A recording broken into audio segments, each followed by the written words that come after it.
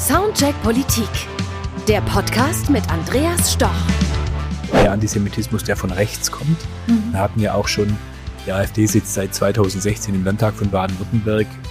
Da saß ein Abgeordneter drin, der wurde dann zwar später irgendwie aus der Fraktion verbannt, aber der hat nun mal irgendwelche Bücher geschrieben, die eindeutig antisemitische Narrative waren. Das war ja deutlichst. Wo sie mir gesagt hat, trau nicht der Gesellschaft.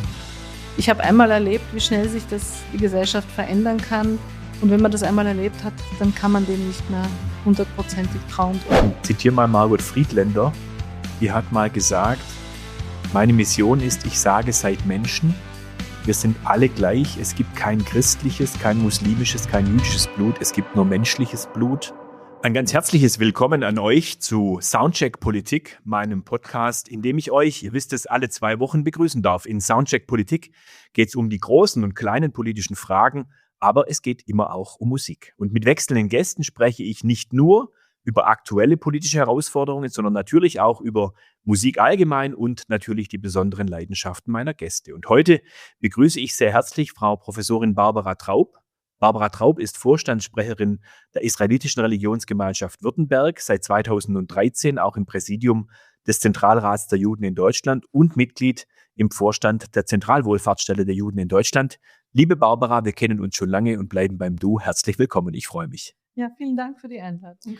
Ja, liebe Barbara, wir könnten uns jetzt über ganz viele schöne, erfreuliche Dinge unterhalten. Wir werden nachher auch noch ein bisschen was zum Thema Kultur und jüdischem Leben in Deutschland machen. Aber ich glaube, gerade in diesen Zeiten muss man schon mit eher einer ernsten Frage einsteigen. Wie beurteilst du im Moment die Stimmung in unserem Land, in Stuttgart, in Baden-Württemberg, was die Menschen jüdischen Glaubens angeht? Wie fühlt sich die Welt jetzt gerade im Herbst 2025 für dich, für euch an? Ja, also wenn du mich das vor 2 Wochen gefragt hättest, hätte ich gesagt, sehr bedrückte Stimmung, sehr angespannt. In der letzten Woche mit der Freilassung der noch lebenden Geiseln aus den Händen der Hamas war es für uns doch eine gewisse Erleichterung zu wissen, dass die Familien in Israel, die 2 Jahre gezittert haben um ihre Angehörigen, nun sie doch in die Arme schließen konnten. Natürlich trauern wir auch mit den Familien, die jetzt die Hoffnung hatten, aber deren Hoffnung jetzt gestört oder zerstört wurde. Zerstört worden ist. Aber manche haben erwartet, dass wir große Freude oder Jubel empfinden, den teilen wir hier in den jüdischen Gemeinden nicht.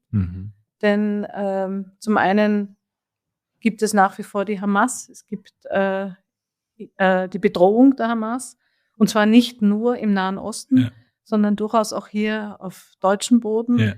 Wir erleben gerade erst vor 2 Wochen, also bevor die Geiseln freigelassen worden sind, im Internet wieder einen Aufruf, jüdische Institutionen und Menschen zu attackieren. Wir erleben die Demonstrationen, die sich ja über die letzten 2 Jahre hingezogen haben, pro-palästinensische Demonstrationen, die von Hass, von Aggressionen geprägt waren, die uns nach wie vor nicht ruhig werden lassen. Und wir erleben natürlich auch die Studierenden, die uns mitteilen, wie die Stimmung an den Hochschulen und Universitäten ist, wo manche sich gar nicht mehr trauen zu sagen, dass sie jüdisch sind. Und das habe ich immer im Kopf, und deswegen kann ich nicht sagen, dass wir jetzt entspannt sind, aber wir sind erleichtert trotzdem, dass dieser Schritt getan ist. Wir werden gleich nochmal auf die aktuellen Ereignisse, die sind ja durchaus auch weltpolitisch relevante Ereignisse, zurückkommen. Du hast jetzt diese Aufgabe, gerade auch in der Israelitischen Religionsgemeinschaft Württemberg, schon längere Zeit. Du bist auch schon, ich habe es vorhin gesagt, im Zentralrat der Juden in Deutschland längere Zeit engagiert. Wenn wir jetzt mal dieses Ereignis, aber eben auch andere gesellschaftliche Entwicklungen in den Blick nehmen, hast du das Gefühl, dass sich da seit der Zeit, als du die Aufgabe übernommen hast, und du hast ja die sicherlich auch aus einem positiven Antrieb übernommen, nämlich, ich sag mal, Menschen jüdischen Glaubens auch ein Gesicht, eine Stimme zu geben. Das ist ja sicherlich auch Auslöser deines Engagements gewesen. Wie hast du das, oder gehen wir mal zurück auf die Zeit, als du die Aufgabe übernommen hast. Mit wie viel Euphorie und Optimismus bist du damals in diese Aufgabe gestartet? Also wenn ich mich zurückerinnere, war das die Zeit, als die jüdischen Immigranten aus den Ländern der ehemaligen Sowjetunion kamen. Ja. Und ich habe damals eine Gemeinde erlebt, wo noch viele Überlebende der Shoah auch in Ämtern waren. Und ich habe auch eine Überforderung erlebt von diesem Zustrom an jüdischen Menschen. Also quasi eine Transformation, die dort in den Gemeinden ja auch stattfand. Genau, aber das waren ja Menschen, die mit einem ganz anderen Hintergrund kamen. Anders religiös geprägt oder gar nicht religiös geprägt, aus einem kommunistischen Regime, die hierher gekommen sind mit Erwartungen, dass sie hier jetzt ins westliche Paradies kommen. Und manche auch ganz unsanft sozusagen aufgewacht sind und gesehen haben, also es ist nicht alles vorbereitet gewesen. Und das hat mich damals veranlasst. Ich kam ja selber als, sage ich mal, Migrantin hierher aus Österreich. Zwar schon mit der deutschen Sprache, aber doch etwas östlicher. Ja. Und habe hier einfach diesen Bedarf gesehen, dass man sich mit den Menschen beschäftigt. Bei mir war die Situation, dass ich, da ich Migrationshintergrund hatte, tatsächlich nur eine befristete Aufenthaltserlaubnis für 5 Jahre hatte. Okay. Man mich auch nicht als Österreicherin, ja. Also meinen Mann, den hat man an die Universität damals berufen, der hatte eine unbefristete Aufenthaltserlaubnis, aber ich hatte zuerst einmal eine befristete auf 5 Jahre, war am Ausländeramt wie alle anderen in der Schlange und ja. Da sieht man die Welt auch mit anderen Augen dann, ja? Also es war für mich schon ein prägendes Erlebnis. Das heißt, die Integrationsaufgabe, die du damals gesehen hast in den jüdischen Gemeinden, das war damals ein Stück weit auch erlebt. Das war das, was du erlebt hast, das war auch so ein Stück weit die Motivation, die du erlebt hast. Ja, und es war auch so, dass ich beruflich zunächst einmal nicht die Anerkennung meiner Ausbildung hatte, denn Österreich war noch nicht bei der EU und damit war auch meine Berufsabschlüsse nicht automatisch anerkannt. Ja. Und da ich nicht alleine nur zu Hause Hausfrau sein wollte, habe ich mich entschieden, in der jüdischen Gemeinde mich zu engagieren. Und habe da auch den Bedarf gesehen, habe zunächst mal also deutsche Sprachkurse, aber auch Einführung in religiöses Leben vermittelt und habe im Grunde genommen das gemacht, was man später dann Integrationskurse genannt hat und habe dadurch meine Basis auch in der Gemeinde, also sehr viele Menschen kennengelernt und dadurch wurde ich dann auch gebeten, für die Repräsentanz zu kandidieren und so kam ich in die Funktionen hinein, die ich mir ursprünglich überhaupt nicht vorgestellt habe. Ich habe eigentlich gedacht, ich komme hierher, ich werde als Psychotherapeutin arbeiten oder im Bereich Schule und Bildung und bin dann eigentlich auf eine andere Schiene gekommen, aber muss dazu sagen, dass ich immer schon bei meinem Studienabschluss eigentlich immer diese 2 Schienen Bildung und soziale Arbeit eigentlich miteinander auch verknüpfen wollte. Sodass es dann gerade mit diesem Integrationsthema dann sehr gut zusammengepasst hat. Ja. Aber wenn du das jetzt gerade so erzählst, das habe ich mir jetzt in der Vorbereitung auf unser Gespräch gar nicht so sehr in den Blick genommen. Inwieweit spielt dann heute in der Struktur der jüdischen Gemeinden, die ja durchaus durch Zuwanderer aus Russland oder aus anderen östlichen Staaten, vielleicht auch aus der Ukraine geprägt sind, inwieweit spielt die aktuelle Situation, die gerade im Osten, an der Ostgrenze von Polen, Ukraine, Krieg mit Russland, inwieweit stellt das im Moment auch innerhalb der Gemeinden ein Thema dar oder gar ein Problem? Ist das gerade im Moment irgendwas, was euch beschäftigt? Also ich würde sagen, es ist kein Problem. Es ist für viele nochmal die Bestätigung, dass es richtig war, hierher nach Deutschland zu kommen, dass sie diesen Schritt nochmal bestätigt sehen, dass es gut war, hierher zu kommen. Das Thema selber erstaunlicherweise schlägt in den Gemeinden relativ wenig auf, sondern das Gemeinschaftsgefühl, gemeinsam für die Gemeinde sich zu engagieren oder in der Gemeinde sich zusammenzufinden, ist viel stärker das heißt, als das Verbindende ist stärker als das, was möglicherweise zwischen einem steht. Ja, und wir haben das auch von Anfang an ganz stark betrieben. Also als der Krieg begann, haben wir auch gesagt, in der Gemeinde bleiben diese politischen Themen außen vor. Wir sind Jüdinnen und Juden und das verbindet uns und das wollen wir auch aufrechterhalten. Und da halten sich auch viele Mitglieder dran und sind auch sehr dankbar dafür. Zumal ja oft die Trennlinien ja selbst in den Familien sind. Also, und plötzlich ist das sozusagen, bricht das schon auf, aber es wird auch zu einem großen Teil ausgeklammert, würde ich sagen. Und wenn wir jetzt gerade ich nehme jetzt mal die letzten 15 Jahre anschauen. Ich bin selbst 2009 in den Landtag gekommen. Wenn du mir damals 2009 gesagt hättest, das Land Baden-Württemberg wird einen Beauftragten gegen Antisemitismus haben, hätte ich dich ziemlich ratlos angeschaut und gefragt, warum eigentlich? Jetzt erleben wir ja in den letzten 15 Jahren auch, was die politische Stimmung, auch was politische Kräfte in Deutschland angeht, doch schon so etwas wie eine Wiedergeburt des Antisemitismus. Viele sagen, der war nie weg. Er war unter der Grasnarbe. Oder wie Bertolt Brecht sagte, der Schoß ist fruchtbar noch, aus dem das kroch. Wie hast du das erlebt, was da, ich sage jetzt mal, durch rechtsextreme Tendenzen in Teilen Deutschlands mehr, in anderen vielleicht ein bisschen weniger, was da gewachsen ist, was wieder, ich sage jetzt mal, der alte Antisemitismus, der ja in Deutschland schon zu verheerenden Folgen geführt hat. Wie hast du das wahrgenommen? Wann waren bei dir so Erlebnisse, wo du gemerkt hast, da geht was in die falsche Richtung? Also ich würde sagen, das eine ist, ich kann mich noch gut erinnern, als meine Mutter hier nach Deutschland kam und wir auch in Österreich darüber gesprochen haben, und sie war ja eine Überlebende der Shoah als Kind, wo sie mir gesagt hat, trau nicht der Gesellschaft. Ich habe einmal erlebt, wie schnell sich die Gesellschaft verändern kann. Und wenn man das einmal erlebt hat, dann kann man dem nicht mehr 100%ig trauen. Trotzdem war sie absolut einverstanden mit meinem öffentlichen Engagement für die Gemeinde. Von daher war ich ein Stück weit sensibilisiert, aber ich habe mir nie vorgestellt, dass in der Form Antisemitismus wieder auftreten kann. Ich war also sehr zuversichtlich und positiv gestimmt, dass ich gedacht habe, wir haben den Antisemitismus, es gibt ihn vielleicht unterschwellig und in einem gewissen Prozentsatz, aber er wird nicht tragend oder nicht in dem Ausmaß auftreten, wie er zum Teil heute auftritt. Auf der anderen Seite, also bei mir ist es wirklich das erste Mal deutlich geworden, oder krass deutlich geworden, damals mit Halle, mit dem Anschlag in Halle, weil ich selber zuvor ein Jahr in Halle war und genau in dieser Synagoge auch die Synagoge besucht habe. Es hat mich besonders getroffen.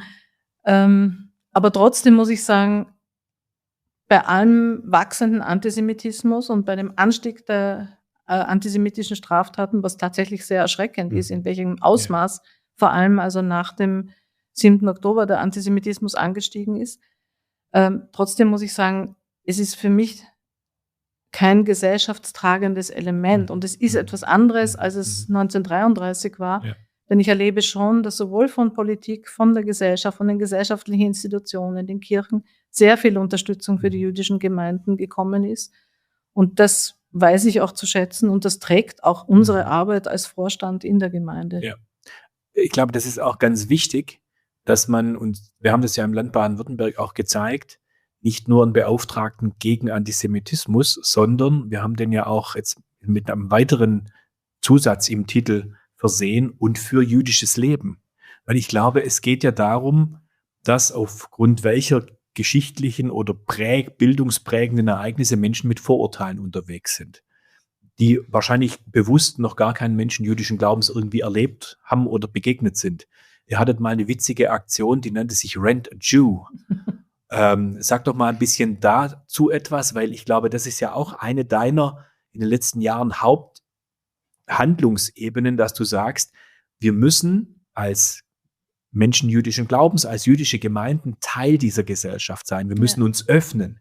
Wir müssen zeigen, dass vieles dessen, was da erzählt wird über jüdisches Leben oder über Jüdinnen und Juden, überhaupt nicht stimmt. Und da bist du ja jemand, der sehr stark auch und mutig in die Öffentlichkeit geht. Sag doch mal, was da so eure Strategien in den letzten Jahren waren. Also zum einen ist es jedes Semester, wenn ich unterrichte an der Hochschule, frage ich die Studierenden, ob sie schon mal einem lebenden Jüdin oder Judin begegnet sind. Und die meisten haben noch nie eine Jüdin oder Juden direkt persönlich gesprochen. Das hat mich darin bestätigt, dass es einfach notwendig ist, dass Menschen auch Jüdinnen und Juden kennenlernen, damit sie überhaupt sich ein persönliches Bild machen können. Für mich war es auch wichtig, als ich hierher kam, dass ich gesagt habe, wenn ich hier in Deutschland lebe, dann möchte ich, dass meine Kinder und dass junge Menschen hier selbstbewusst ihr Judentum auch zeigen können. Und das war von Anfang an, und auch alle die mit mir auch in die Repräsentanz gegangen sind, das war unser Anliegen, dass wir gesagt haben, wir wollen nicht versteckt leben, wir wollen nicht mehr hinter Mauern verschanzt leben, sondern wir wollen hinausgehen und wir wollen genauso zum einen anerkannt sein als Jüdinnen und Juden, aber wir wollen auch zeigen, was jüdisches Leben ist. Das prägt auch bis heute, wie du gesagt hast, meine Arbeit. Umso mehr hat es mich auch getroffen, dass doch manche junge Leute heute, nicht nur die jungen Leute, aber manche Studierende nicht mehr sich sozusagen zu ihrem Judentum bekennen wollen, aber vor allem, dass auch ältere Menschen sich zurückziehen und vor allem in den Zweigstellen. Also man muss auch unterscheiden, es gibt ein Gefälle zwischen Stuttgart und den ländlichen Regionen. Wir hier in Stuttgart sind erst einmal sehr gut geschützt. Wir haben sehr enge Kontakte mit den Sicherheitskräften, aber auch mit der politischen Ebene, mit den politischen Vertretern, mit den gesellschaftlichen Vereinen und Institutionen. Das heißt, wir fühlen uns hier auch in einem relativ hohen Maß sicher. Aber in den Zweigstellen, die im ländlichen Raum sind, sieht die Situation nochmal anders aus. Denn dort sitzt wirklich, wir sind schon hier Minderheit, aber dort sind Jüdinnen und Juden nochmal in einem viel größeren Ausmaß Minderheit. Und die fühlen sich zum Teil natürlich sehr verunsichert. In einer ländlichen Gemeinschaft, erstens kennt man sich mehr, also man ist natürlich als Jude viel schneller erkennbar, man kann sich gar nicht so zurückziehen. Und man hat auch nicht diesen Rückhalt, den wir hier eben in der städtischen Gesellschaft haben. Der Teil dessen, was wir als Problem erkennen und zunehmend erkennen müssen, ist ja, ich sage jetzt mal, der Antisemitismus, der von rechts kommt. Wir hatten ja auch schon, die AfD sitzt seit 2016 im Landtag von Baden-Württemberg. Da saß ein Abgeordneter drin, der wurde dann zwar später irgendwie aus der Fraktion verbannt, aber der hat nun mal irgendwelche Bücher geschrieben, die eindeutig antisemitische Narrative waren. Das war ja deutlichst. Dann lief ein anderer Abgeordneter mit I Love Israel T-Shirt rum. Also es war fast schon skurril und also wirklich, man hätte lachen müssen, wenn es nicht so traurig und beängstigend wäre. Aber aus dieser Ecke kommt ja, ich sage es mal, oft dieser historisch überlieferte Antisemitismus, dieses mit rassistischen Elementen gemixte Gebräu. Wir haben aber, und deswegen kam vorhin ja bei dir auch dieser schreckliche Überfall der Hamas zur Sprache, wir haben natürlich auch einen religiös motivierten Antisemitismus in Teilen der muslimischen Welt. Nicht, bitte nie ein Pauschalurteil. Da gibt es auch sehr viele aufgeklärte Menschen, aber es gibt eben auch gerade in dem Kontext dieses Überfalls der Hamas auch wiederum eine Radikalisierung, die sich eben auch antisemitisch ausdrückt. Wenn wir auf manche dieser Demonstrationen blicken, dann ist es zum Teil Kritik am Staat Israel oder an der Regierung Israels, aber der wird ganz schnell vermengt mit antisemitischen Sätzen und antisemitischen Narrativen und mit auch Slogans, die ja nichts anderes sind als eine Vernichtung eigentlich Israels und der Menschen, die dort leben, jüdischen Glaubens. Hat sich aus deiner Sicht da nochmal eine neue Qualität, du hast vorhin von Angst, die Kippa zu tragen, gesprochen, war das auch für euch eine spürbare Verschärfung der Situation nochmal seit dem Überfall der Hamas, 7. Oktober 23, den ihr auch in der Gemeinde spürt? Ja, absolut. Also ich sag mal, es gab diesen Antisemitismus von rechts, den es auch immer noch gibt, der ja nicht aufgehört hat, der aber weniger in Hassparolen, in Anrufen gemündet hat, sondern eher in Aussagen von Politikern oder von Funktionsträgern. Was man zu dem durch Migration bedingten Antisemitismus, also der israelbezogenen Antisemitismus auch sagen muss, ist, der ist ja auch teilweise basiert auf historischen Fundamenten. Denn nirgendwo hat Hitler Mein Kampf und die ganzen narzisstischen Schriften so einen Widerhall gefunden wie in den arabischen Ländern. Und vor allem auch in Ländern, wo es überhaupt keine Juden mehr gibt, wie im Irak. Antisemitismusbeauftragte, der Dr. Blume, hat immer wieder darauf hingewiesen, als er die jesidischen Frauen, das Kontingent, hier nach Baden-Württemberg gebracht hat, dass er völlig verblüfft war, dass in einem Land, wo es überhaupt keine jüdische Bevölkerung mehr gibt, einen massiven Antisemitismus gibt. Und das basiert auf diesen Schriften, es basiert auf den Bildungsinhalten, die eben schon den Kindern von klein auf vermittelt werden. Und das spüren wir auch. Das spüren wir in Anrufen, das spüren wir in Verhaltensweisen. Und das spüren wir natürlich auch bei den Kundgebungen und Demonstrationen, die hier in Deutschland stattfinden. Und das ist genau das, was mich auch ganz persönlich, und da spreche ich, glaube für viele Menschen auch in meiner Partei, in der Sozialdemokratie, das uns so ratlos macht, weil wir das Gefühl haben, dass natürlich vieles von dem, was an Konfliktstoff auch im Verhältnis Israel-Palästina steckt, bei der Diskussion um eine Zwei-Staaten-Lösung und bei all dem, was da an juristischen völkerrechtlichen, politischen Fragen dahinter steckt, dass es sozusagen auf dem Rücken der Menschen hier ausgetragen wird und du gar nicht so richtig siehst, wann in diesem Tunnel irgendwann mal Licht kommt, wann eine Aussicht auf Frieden ist, auf eine friedliche Koexistenz der Menschen, weil das Gefühl ja entsteht, dass der Konflikt dauernd schwelt und sich natürlich in seinen Konsequenzen dann auch auf Menschen hier, auch auf das Verhältnis von Menschen hier in dieser Gesellschaft auswirkt. Und deswegen ist eine große Frage, wie kann man in dieser Region Frieden schaffen? Und ich glaube, da hat noch niemand so eine richtige Antwort. Wir haben jetzt die Hoffnung, dass es erste Schritte in die richtige Richtung gibt. Ob das stabil ist, ob es langfristig funktioniert, es müsste noch sehr viele Schritte stattfinden. Deswegen, ich bin immer ein optimistischer Mensch und ich hoffe immer. Ich glaube, wenn man die Hoffnung verliert, dann ist es sowieso aus. Aber ich glaube tatsächlich, dass wir uns da nicht zu sicher fühlen dürfen. Ich glaube, das, was uns zum Beispiel umtreibt, ist, wir haben ja als Jüdinnen und Juden sehr viele Familien auch in Israel. Und was uns umtreibt, ist, dass gerade der Gazastreifen war ja Selbstverwaltung. Das heißt, dort war die Möglichkeit, ein demokratisches Konstrukt zu errichten und dass das dort so schief gegangen ist, dass dort eine dermaßen terroristisch, sadistische, radikale Terrorgruppe die Macht ergriffen hat. Das ist etwas, was einen schon auch ein Stück weit zweifeln lässt. Absolut. Und wo ich sagen muss, wo auch all die Friedensgedanken, die wir natürlich auch immer haben und hatten, schon ein Stück weit auch sich relativiert haben. Und desillusioniert sind eigentlich. Ja. Liebe Barbara, danke dir soweit. Wir werden im zweiten Teil dann versuchen, nochmal über die Strategien gegen Antisemitismus und was man tun kann reden. Aber jetzt zunächst mal zu deinem ganz persönlichen Musikgeschmack. Ich frage ja vorher meine Gäste immer, sucht euch ein Lied raus. Wir verraten es noch nicht, was gleich kommt. Aber wenn du dich jetzt mal so jenseits deiner vielen Ämter und Aufgaben und auch deiner beruflichen Tätigkeit so richtig entspannen magst, was ist dann Musik, wo du merkst, die tut deiner Seele gut? Also ich mag sehr Bob Dylan.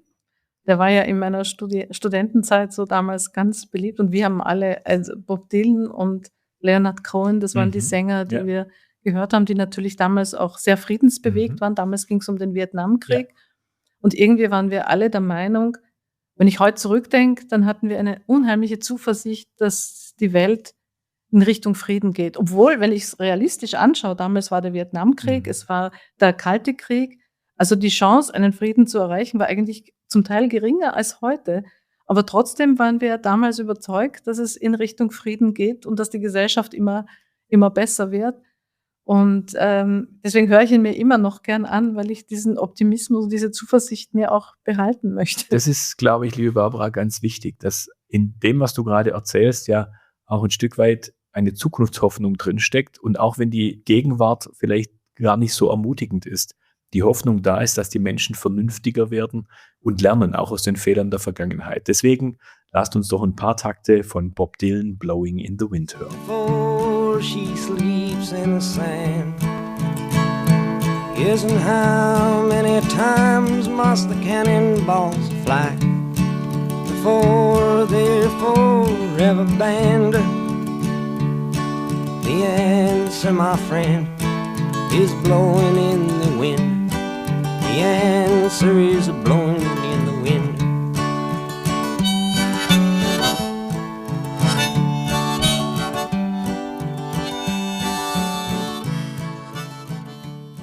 Und wir leiten mit Bob Dylan jetzt über zum Soundwechsel. Soundwechsel dieses Mal mit Konstantin Ganz. Er ist Vizepräsident der Deutsch-Israelischen Gesellschaft und wir hören, was er zu unserem heutigen Thema zu sagen hat. Der Soundwechsel. Hallo, mein Name ist Konstantin Ganz. Ich bin einer der 6 Vizepräsidenten der Deutsch-Israelischen Gesellschaft und komme eigentlich aus Wangen im Allgäu und freue mich auch vor dem Hintergrund besonders hier bei dir, Andi, im Podcast zu Gast sein zu dürfen. Und es gibt tatsächlich einmal gute Neuigkeiten aus dem Nahen Osten.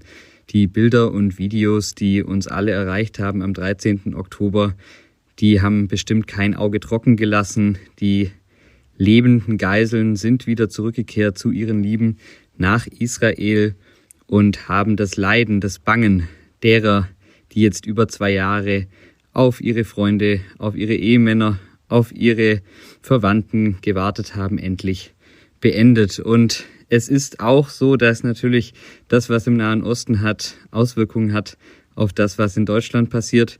Im Moment möchte ich noch nicht sagen, wie sich das im Nahen Osten weiterentwickeln wird. Der Waffenstillstand scheint brüchig zu sein. Es gab erste Angriffe der Hamas auf israelische Stellungen und Reaktionen der Israelis.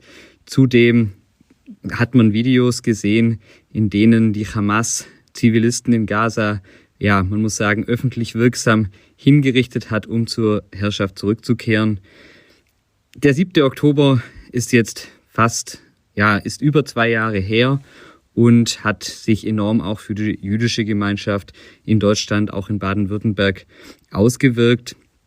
Ja, die RIAS-Meldestellen, das sind die Stellen, die antisemitische Vorfälle in Deutschland registrieren, haben davon gesprochen, dass sich 2024 knapp 24 antisemitische Vorfälle pro Tag ereignet haben und ein Anstieg von 77% gegenüber dem Vorjahr 2023.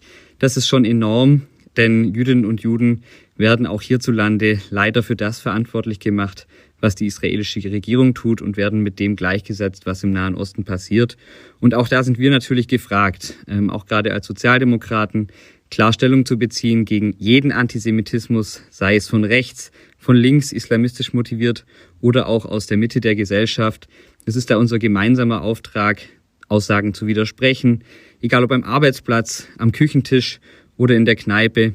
Wir müssen da den Aussagen, die wir gerne immer tätigen, an den Jahrestagen auch konkrete Taten folgen lassen. Dies möchte ich euch jetzt mitgeben und bin mir sicher, dass das in eurer Runde genau richtig aufgehoben ist, dieser Appell.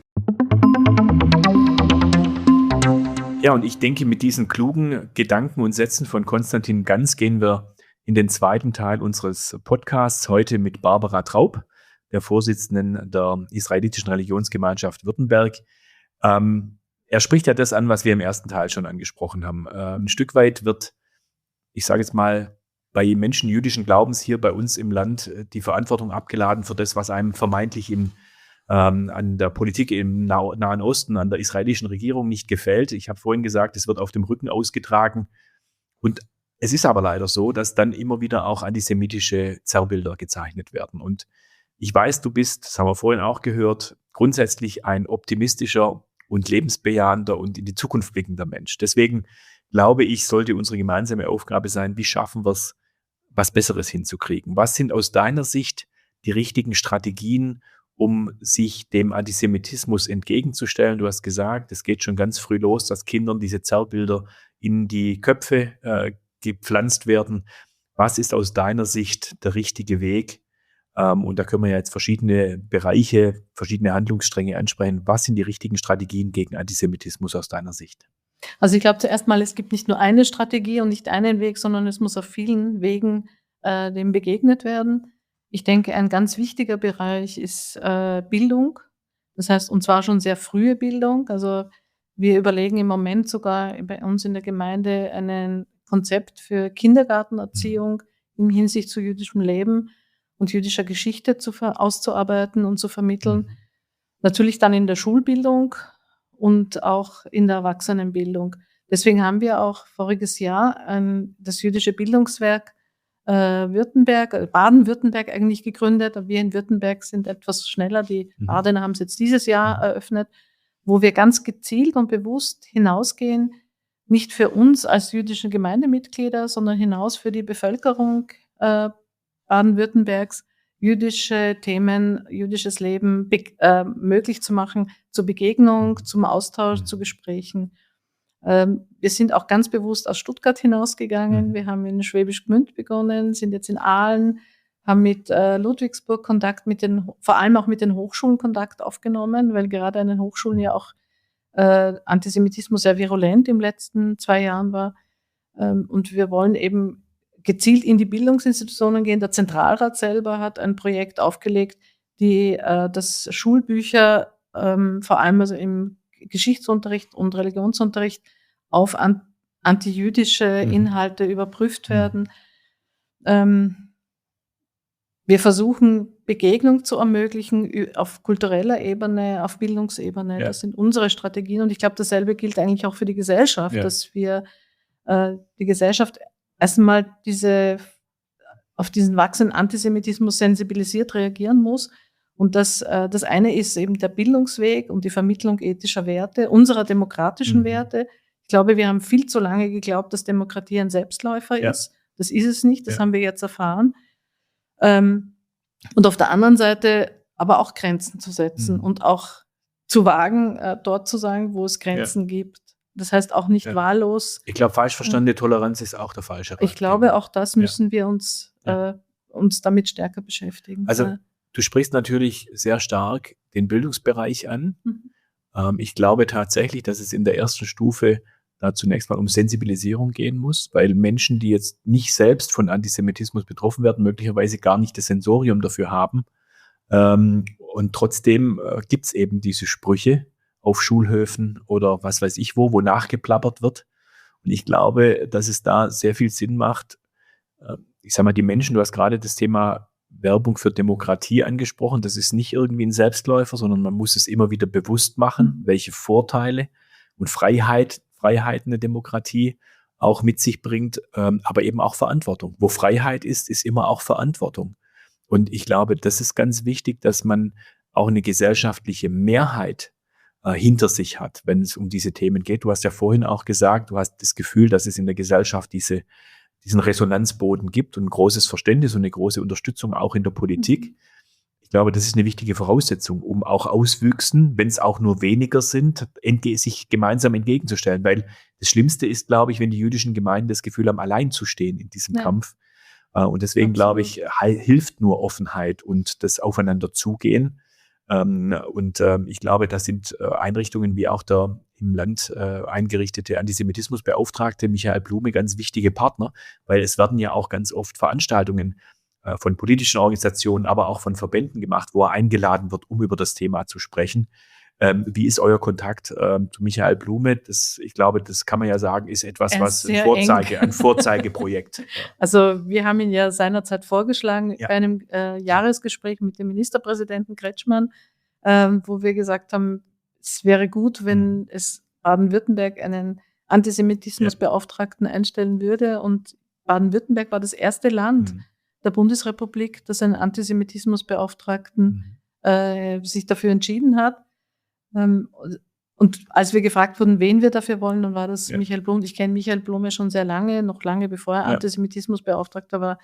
Und zwar war er Vorsitzender der Christlich-Islamischen Gesellschaft und ich war bei einer der Abrahamsfeste dabei und durfte auch bei der Namensgebung seines Sohnes war ich eingeladen. Also wir haben auch persönliche Kontakte schon vorher gehabt. Das ist sehr gut, weil ich glaube, wir werden es nur gemeinsam hinkriegen. Und wie gesagt, wenn man den jüdischen Gemeinden das Gefühl gibt, das ist euer Problem, löst es selber, dann wird es nicht funktionieren. Wir brauchen, glaube ich, gerade was die Bildung angeht, gerade auch im Bildungsplan. Ich habe ja als Kultusminister damals auch diese Leitperspektive Toleranz und Akzeptanz von Vielfalt als Leitperspektive verankert. Ich glaube, das Werben für den Wert von Vielfalt und Unterschiedlichkeit, aber, und das kann nicht unbegrenzt sein, auf der anderen Seite auch die Definition von Grenzen, wo es eben dann auch falsch verstandene Toleranz wäre, wenn man bestimmte Dinge einfach so laufen lässt und passieren lassen würde. Ich glaube, das ist auch was ganz Wichtiges. Also das eine, ich sage jetzt mal eher die Prävention und das andere auch die Repression. Denn man darf bestimmte Dinge, glaube ich, wenn sie seinen eigenen Werten nicht tolerieren. Ja. Also das ist auch wichtig, dass es heute Meldestellen gibt eben. Genau, darauf wollte ich hinaus. Es gibt ja diese Meldestellen, die ihr ja teilweise selbst auch organisiert und unterstützt. Wie nimmst du da den Zulauf in den letzten Monaten, vielleicht Jahren wahr? Konstantin Ganz hat ja den RIAS angesprochen. Welche Erfahrungen habt ihr da an der Stelle? Also wir haben ja bei uns in der Gemeinde OFEC, das ist die Opferberatungsstelle für antisemitische Vorfälle. Das ist nach dem 7. Oktober massiv angestiegen, die Anfragen. Ich bin sehr froh, dass wir sowohl RIAS als auch OFEC bei uns ansiedeln konnten. Wir sind dadurch auch gut ausgestattet, was natürlich, wie gesagt, auch im ländlichen Raum jetzt nicht ganz so einfach ist. Es gibt natürlich auch noch andere Institutionen, die hier tätig sind. Es gibt auch die Meldestelle beim Kultusministerium. Es gibt eine ganze Reihe von Ansätzen, dass eben Schulen auch angehalten werden, Vorfälle zu melden. Was ich sehe, wo es wirklich noch Bedarf ist die Lehrerinnen und Lehrer auszurüsten mit dem Wissen, wie gehe ich damit um. Sehr viele fühlen sich einfach verunsichert. Ja. Ich kann mir auch vorstellen, als Lehrerin in einem sehr stark migrantisch geprägten Milieu ist es auch nicht ganz einfach, sich hinzustellen und dort sich auch dagegen zu positionieren, gegen antisemitische Aussagen oder Vorfälle. Und da, glaube ich, muss man stärker unterstützen. Zuerst mal stärker Mittel an die Hand zu geben, wie gehe ich damit um, wie kann ich so eine Situation bewältigen, aber zum anderen auch die Lehrerinnen und Lehrer darin stärken, wenn sie sich auch positionieren. Und ich glaube, da ist noch einiges zu tun, weil das höre ich einfach. Wir haben, wie gesagt, im Ostalbkreis ja unser Bildungswerk, wo unsere Koordinatorin zum Beispiel eine Schulung für die Schulsozialarbeiterinnen und Schulsozialarbeiter gemacht hat und die genau das auch formuliert haben, dass es einfach eine große Unsicherheit gibt, wie gehe ich um, wenn so ein Vorfall passiert. Diese Unsicherheit ist da, das spürt man auch, weil da oft eine Rat- und auch Sprachlosigkeit vorhanden ist. Aber ich glaube, umso wichtiger ist es, dass man den Kolleginnen und Kollegen, die davon betroffen sind, dann auch Rat gibt, dass sie Ansprechpersonen haben, die dann zur Verfügung stehen. Jetzt hat dieses Thema Repression ja für euch ganz unmittelbare Folgen, nämlich was die Sicherheit angeht. Auch wenn ich schon die Synagoge in Stuttgart besucht habe, dann muss man durch eine Schleuse durch. Auch die Grundschule und der Kindergarten, die dort ja eingerichtet sind hinter diesen, ich sage jetzt mal, hohen Mauern. Ich glaube, da werde ich dir aus dem Herzen sprechen, das Allerschönste wäre doch, wenn Kinder ganz unbefangen ihre Kindheit erleben und ausleben könnten. Den Eindruck hat man jetzt, wenn man den Kindergarten und die Schule besucht, nicht unmittelbar. Merkt ihr das den Kindern auch ein bisschen an? Oder was macht es mit den Kindern? Naja, zum einen mussten wir natürlich nach dem 7. Oktober und auch jetzt die Kinder sensibilisieren und auch die Eltern, dass sie zum Beispiel nicht vor der Gemeinde stehen bleiben, weil das ein Unsicherheitsfaktor ist. Also wir mussten sie viel mehr für Sicherheit gemäßes Verhalten sensibilisieren. Und das hat einen Einfluss. Denn in dem Augenblick, auch wenn ich das Polizeiauto wenn du über Gefahren redest, machst du sie bewusst. Machst sie bewusst und damit ist natürlich auch die Unsicherheit wird auch größer.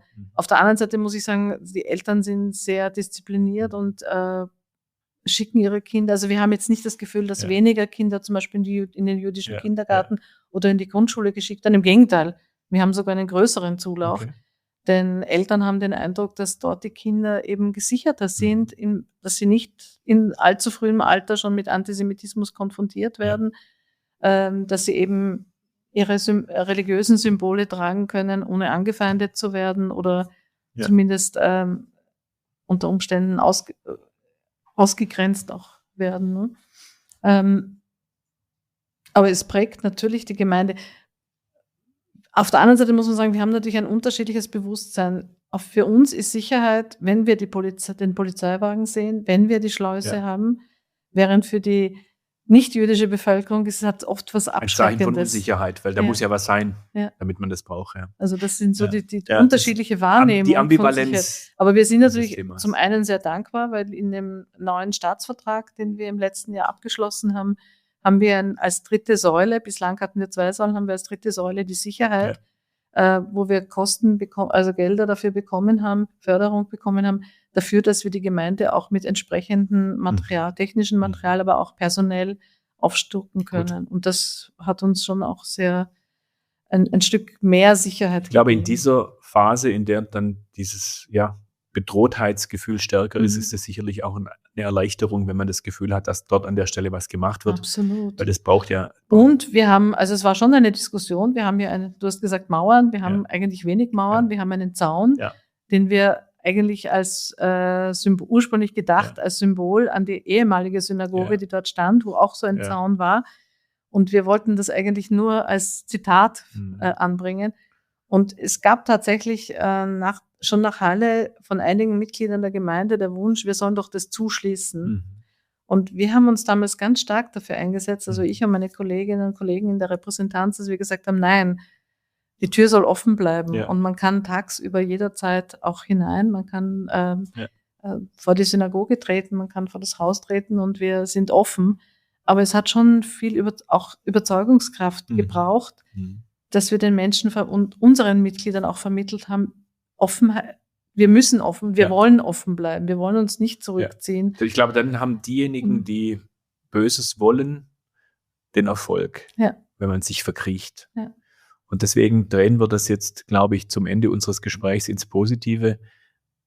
Nehmen wir diese Ereignisse in Israel, was den Friedensprozess angeht, als ein Hoffnungszeichen, auf das weitere Schritte folgen müssen. Setzen wir große Hoffnung darauf, dass es zur Folge hat, dass es dort einen langfristigen Frieden geben kann und dass wir auch hier wieder sukzessive zu mehr Normalität im Verhältnis der Menschen kommen können. Ich zitiere mal Margot Friedländer, die hat mal gesagt, meine Mission ist, ich sage, seid Menschen, wir sind alle gleich, es gibt kein christliches, kein muslimisches, kein jüdisches Blut, es gibt nur menschliches Blut, alles ist gleich. Wenn ihr Menschen seid, dann werdet ihr wissen, dass ein Mensch sowas nicht machen würde. Ja, das sind berührende Worte. Ich glaube, dass das die Worte sind, die wir uns immer wieder klar machen müssen. Und vielleicht hilft ja auch ein bisschen das, was in wenigen Tagen in Stuttgart startet. Wir werden, das habt ihr traditionell, die jüdischen Kulturwochen. Wir haben vorhin darüber geredet, dass es nur Sinn macht, gegen Vorurteile vorzugehen, indem man sich öffnet, sich präsentiert. Und da wünsche ich euch natürlich viele neugierige Besucherinnen und Besucher, gerade in diesen schwierigen Zeiten. Das startet am 3. November mit der Eröffnungsveranstaltung. Es folgen Konzerte und Lesungen und Vorträge. Darf ich noch einen Satz sagen? Gerne. Wir haben dieses Jahr ganz bewusst uns auch wieder für die jüdischen Kulturwochen entschieden und wir haben ein neues Plakat, eine neue Gestaltung unseres Auftritts und da sieht man eine Figur mit vielen Facetten. Und das ist ganz bewusst, dass wir einerseits das vielfältige jüdische Leben darstellen wollen, aber auch uns für eine vielfältige und plurale Gesellschaft einsetzen. Und da wünsche ich euch wirklich ganz viele Menschen, die aus Neugier, aus Interesse, aber auch aus Solidarität die Veranstaltungen besuchen. Das wäre mein großer Wunsch. Liebe Barbara, ich wünsche dir für deine wichtige Aufgabe weiterhin alles Gute, gute Nerven und an die Menschen aus deiner Gemeinde natürlich von Herzen alles Gute und eine gute Zukunft. Ich danke dir. Und ihr wisst es ist mein immer wiederkehrender Abschlusssatz und er passt auch auf diese Folge, wie AC/DC damals sagte, it's a long way to the top if you wanna rock and roll oder if you wanna have peace. Wenn ihr mögt, folgt mir gerne auf Social Media. Ihr findet mich unter Andreas Stoch. Und wenn ihr Wünsche, Anregungen oder Fragen habt, dann schreibt mir einfach an podcast@spd.landtag-bw.de. Ich würde mich freuen, wenn ihr das nächste Mal wieder dabei seid. Bis bald. Tschüss.